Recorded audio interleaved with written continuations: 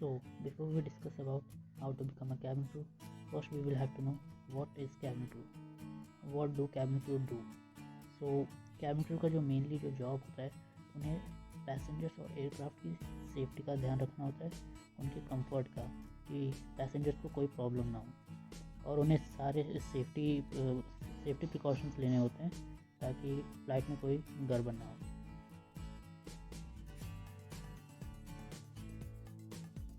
तो अब आप सोच रहे होंगे कि हम कैबिन क्रू की जॉब्स ढूंढे कहाँ से।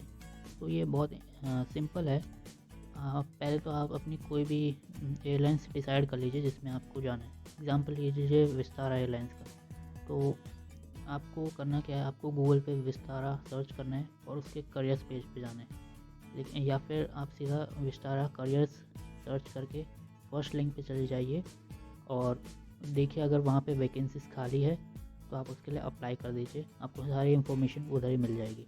उसके बाद आपको सिर्फ अप्लाई करना है।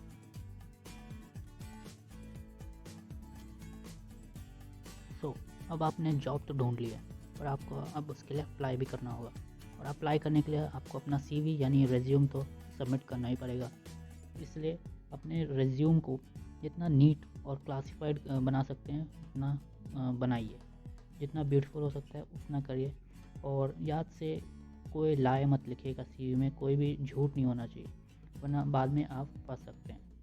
और अगर आपको CV का फॉर्मेट नहीं पता, CV दिखता कैसा है ये नहीं पता, तो स्क्रीन पे आपको दिख रहा होगा एक CV का फॉर्मेट, वहाँ से देखिए और अपने CV को जितना अच्छा बना सकते हैं बनाइए।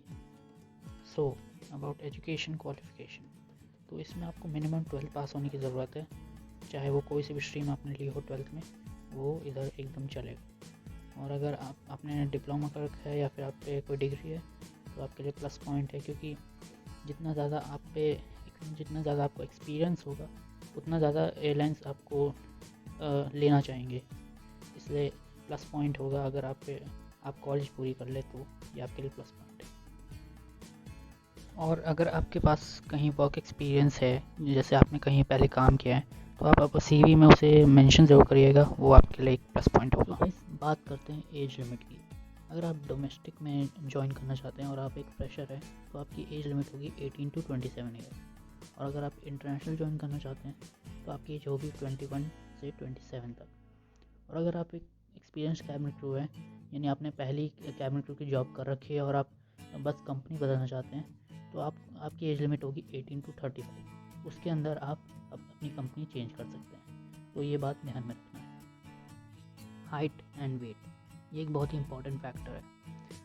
हर एयरलाइन की अपनी अलग एक रिक्वायरमेंट होती है। कुछ 170 मांगते हैं, कुछ 172, कुछ 173, बट आप मिनिमम लेके चलिए, आपको 170 सेंटीमीटर होना पड़ेगा। और अगर आप वेट की बात करें तो आपका वेट और हाइट सेम रेशियो में होना चाहिए, जिसको हम BMI कहते हैं। और मैक्सिमम एयरलाइंस BMI 20 to 25 लेके चलती हैं, लेकिन कुछ एयरलाइंस 18 to 25 भी मान लेती हैं। वैसे ये एयरलाइन टू एयरलाइन वेरी करती है, आप चेक कर लीजिएगा।